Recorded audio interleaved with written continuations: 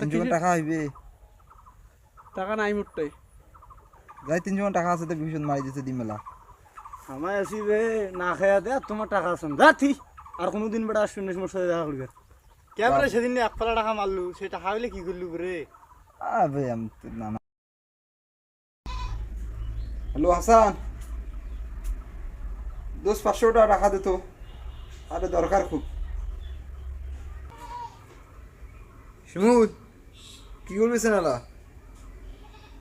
আরে যে জন ফোন দিন 200-300 টাকা হইবে তোমার টে থাকলে দাও ভাইয়া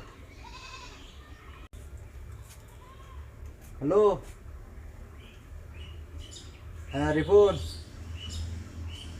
টাকা আছে তোরটা 200-300 টাকা দিতে বাবা আরে খুব দরকার এখন